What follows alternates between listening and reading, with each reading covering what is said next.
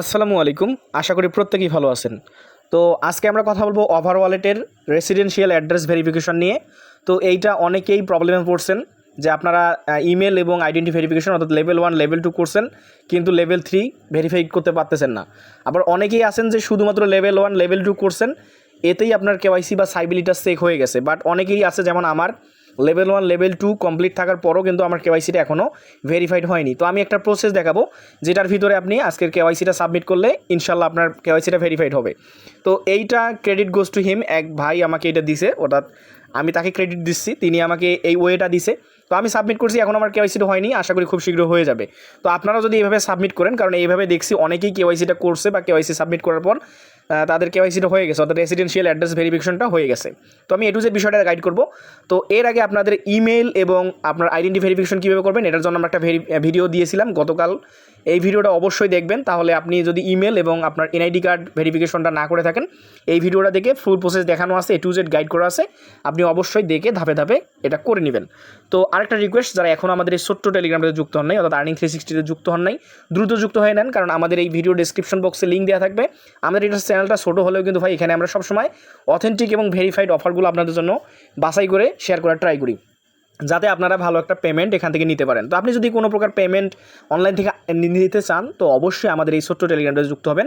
এখানে আমরা প্রত্যেকটা যে অফারগুলো শেয়ার করি সেটার আপডেট দিয়ে থাকি, কখন কী করতে হবে এগুলো ফলো রাখার জন্য অবশ্যই আমাদের চ্যানেলটা আপনি পিন করে রাখবেন। তো চলুন কথা না বাড়াই, আজকে আমরা সরাসরি চলে যাবো ওভার ওয়ালেটের ভিতরে। তো ওভার ওয়ালেটের রেসিডেন্সিয়াল অ্যাড্রেসটা ভেরিফিকেশন কীভাবে করবেন আমি সেই প্রসেস দেখেন। আপনার যে রেসিডেন্সিয়াল অ্যাড্রেসটা ভেরিফাই করতে কী কী লাগবে সেটা একটা তালিকা তারা দিয়ে দিয়েছে। তো এখানে কিন্তু অনেকেই আপনারা ইলেকট্রিসিটি বিল বা ওয়াটার বিল বা গ্যাস বিল এগুলো দিয়েও কাজটা করতে পারবেন। তো আমি আপনাদেরকে আজকে দেখাবো ব্যাঙ্ক স্টেটমেন্ট দিয়ে। অর্থাৎ এখন আপনারা অনেকেই বলবেন যে ভাই আমাদের তো ব্যাঙ্ক স্টেটমেন্ট নাই বা আমাদের ব্যাঙ্কে কোনো অ্যাকাউন্ট নাই। তো সবচেয়ে বড় কথা হচ্ছে, আপনাকে যদি রেসিডেন্সিয়াল অ্যাড্রেসটা ভেরিফাই করতে হয়, তবে অবশ্যই আপনি যে এনআইডি কার্ডটা দিয়ে আপনার 2 নম্বর লেভেলটা ভেরিফাই করবেন, অর্থাৎ এনআইডি ভেরিফিকেশনটা যে এনআইডি কার্ড দিয়ে করবেন, সেই এনআইডি কার্ডের নাম অনুযায়ী আপনাকে ব্যাঙ্ক স্টেটমেন্ট, বিদ্যুৎ বিল বা গ্যাস বিল বা পানি বিল যেটাই হোক না কেন সেটার অবশ্যই, বা ডেবিট কার্ড হোক বা ক্রেডিট কার্ড হোক, সব কিছুই ওই নামেই থাকতে হবে। তো এখন অনেকেই বলবেন যে ভাই আমি তো অন্য নামে করছি, অর্থাৎ আমরা ভেরিফিকেশনটা করছি, এখন আমাদের বিদ্যুৎ বিল বা অন্য কারো নামে বা গ্যাস বিল অন্য কারো নামে বা ব্যাঙ্ক স্টেটমেন্ট অন্য কারো নামে, তো আমরা এখন এটা ভেরিফাই করবো কীভাবে। তো আমি এটার একটা ট্রিক্স দেখাবো, একটা ব্যাঙ্ক স্টেটমেন্ট আপনারা কীভাবে আপনাদের নাম দিয়ে এটাতে আপনারা কাজটা করতে পারেন, অর্থাৎ কাজটা ইজিলিভাবে করতে পারেন, আমি সেই প্রসেসটা দেখাবো। তো চলুন আমরা সরাসরি চলে যাই আমাদের চ্যানেলে। তো আপনি সরাসরি চলে আসবেন আমাদের চ্যানেলে। তো অবশ্যই চ্যানেলে কিন্তু যুক্ত হতে হবে আপনাকে। তো চ্যানেলে এসে আপনি দুইটা লিঙ্ক পাবেন, একটা হচ্ছে পিডিএফ লিঙ্ক, আর পিডিএফটা এডিট করতে হবে একটু। এই কাজের লিঙ্ক দুটো আমি কিন্তু এখানে প্রোভাইড করছি। তো এখান থেকে আপনারা কীভাবে কী করবেন আমি দেখাচ্ছি আপনাদের স্টেপ বাই স্টেপ। এখানে প্রথমত আপনি পিডিএফ ডাউনলোড লিঙ্কটা দেখে এই যে ক্লিক টু হেয়ার, এইটার উপর ক্লিক করে দেবেন। এখান থেকে আপনি ওপেন করে দেবেন আপনার যে কোনো একটা মেল দিয়ে। তো আমি এখান থেকে আমার মেল দিয়ে ওপেন করে দিচ্ছি এটাকে। তো আপনি আপনার যে কোনো একটা মেল দিয়ে এটাকে ওপেন করে দিবেন। তো আমি এখান থেকে ওপেন করে দিলাম। তো ওপেন করার পর আপনার সামনে কিন্তু এরকম ইন্টারফেস শো করবে। তো আমি এই পিডিএফটা দিয়েছি, অর্থাৎ ব্যাঙ্ক স্টেটমেন্টের পিডিএফটা। তো এইটা আমাকে একটা ভাই দিয়েছে। তো আমি আবারও বলতেছি ক্রেডিট গোজ টু হিম, অর্থাৎ আমি তাকে ক্রেডিট দিচ্ছি, তিনি আমাকে এই প্রসেসটা দেখাইছে যাতে আমার ইউজারদেরকে আমি এটা প্রোভাইড করতে পারি। তো অনেকেই দেখলাম এইরকম থিমস বা এরকম দিয়ে ট্রাই করে কেউ সেটা করতে পারতেছে।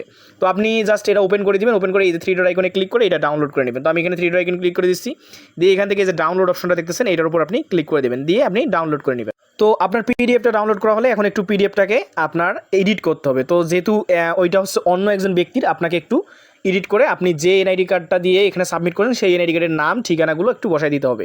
তো এখান থেকে আপনি কী করবেন, এই যে ক্লিক হেয়ার টু লিঙ্ক, এটা হচ্ছে একটা ওয়েবসাইট যেখান থেকে আপনি এডিট করতে পারবেন। তো এইটা আপনি এখান থেকে ওপেন করে দিবেন। ওপেন করে আপনি এখান থেকে এইটাকে আপনি এডিট করতে পারবেন। তো আমি একটু ওপেন করে দিই, এটাকে ডেস্কটপ মোড করতে পারেন আপনার এখান থেকে। আমি ডেস্কটপ করে নিচ্ছি, ডেস্কটপ করলে আপনাদের জন্য ভালো হবে। তো আপনি ডেস্কটপ করার পর এখানে যে আপলোডে ফাইল বা পিডিএফ ফাইল নামে অপশন আছে, আপনি এইটার উপর ক্লিক করে দিবেন, দিয়ে এখান থেকে আচ্ছা আমি এখানে ক্লিক করে দিবেন।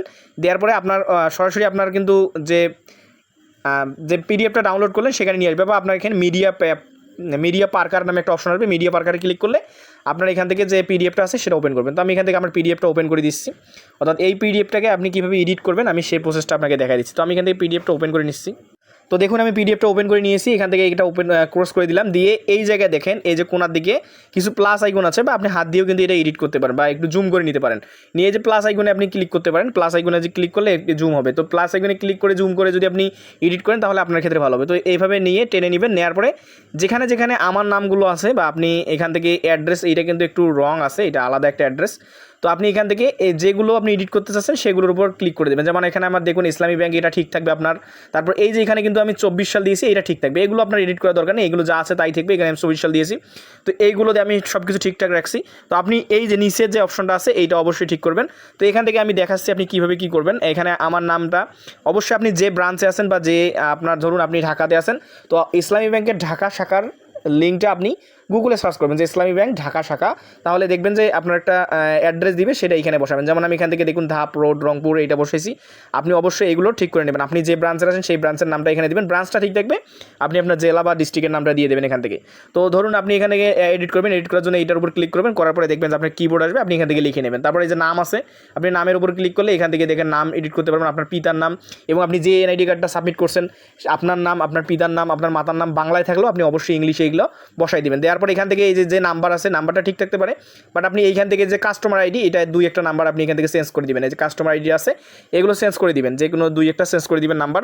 তারপরে এখান থেকে আপনার এইটা যেন ঠিক থাকে, এই যে ব্যাঙ্ক স্টেটমেন্টের যে ডেটটা আছে এটা যেন 3 মাসের বেশি পুরনো না হয়। দেখুন আমি এখানে দিয়েছি 5 মাস, এই যে আমি এখানে দিয়েছি দেখুন 5 মাস 8 তারিখ 5 মাস 2024। তো এইটা আমার লাস্ট ব্যাঙ্ক স্টেটমেন্ট আমি এখান থেকে নিয়েছি, এটা এডিট করে দিয়েছি।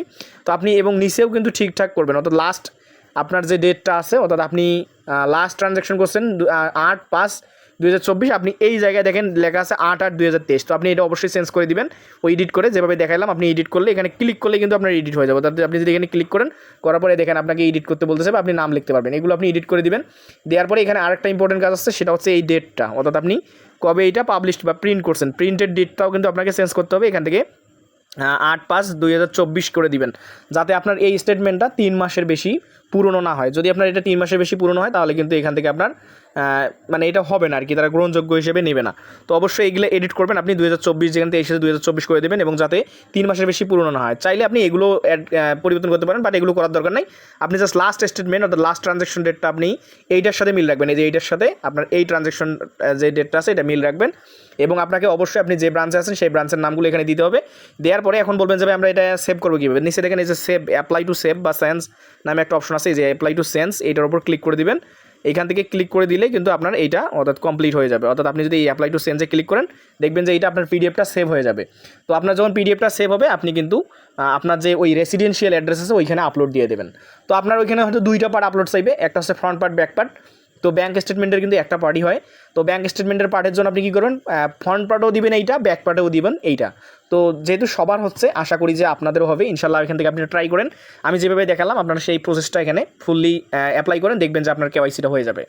তো এই ছিল ভিডিও ভালো লাগলে অবশ্যই আমাদের চ্যানেলটা সাবস্ক্রাইব করবেন এবং আমাদের টেলিগ্রামে যুক্ত থাকবেন, যাতে সবার আগে আপনি ভালো ভালো অফারগুলো পেয়ে যান। তো ভালো থাকুন, সুস্থ থাকুন, আসসালামু আলাইকুম।